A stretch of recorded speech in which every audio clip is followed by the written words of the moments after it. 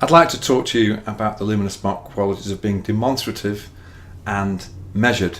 Demonstrative is part of extroversion, measured is part of introversion. Actually, extroversion and introversion are terms coined by Jung back in the 1920s, and they're also normally adopted by most Big Five models these days.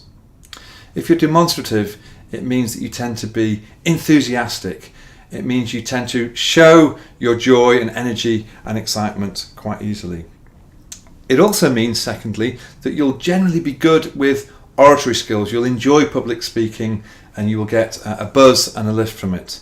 And thirdly, it means you'll be expressive. You'll wear your heart on your sleeve and people will know what you're feeling emotionally.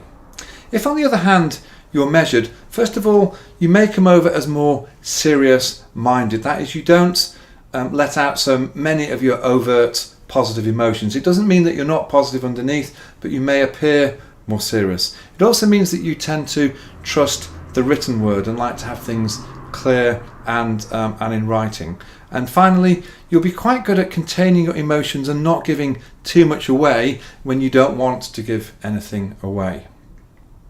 So if I can think of a couple of examples, I myself am quite demonstrative, and I've been given feedback that sometimes when I present, I look like a windmill. I animate and wave my arms around. And I have a good friend of mine who works in the customer services department for a supermarket who's extremely measured, and he tells me that quite regularly random customers come up to him and say, "Are you okay?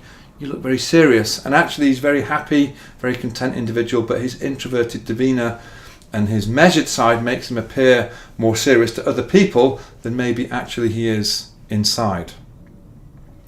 I recently saw a very interesting program by Darren Brown, who's a world famous hypnotist, and he described how he took a grandmother who'd never played poker in her life. He taught her poker in a week and he entered her into the World Poker Championships, and I believe he chose her because she was naturally quite measured. She did not give much away, and he trained her the basic rules of poker, and he taught her how to notice in the more demonstrative poker players who's bluffing and what they're doing. He gave her some simple ground rules based on his lifetime experience as a hypnotist and an expert in this field. And amazingly, this grandmother who was taught poker in a week and didn't know the rules before got all the way to the final of the competition and only lost in the final due to a little bit of bad luck in how the cards were dealt. She was naturally measured and she could read the emotions of other people and was trained to do that. So what's interesting here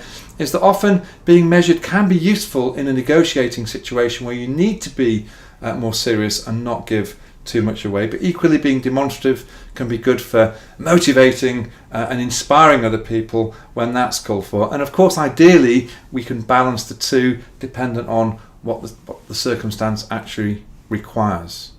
So do you have any good examples, any good experiences that could help you explain demonstrative to measured? Have a think about that now.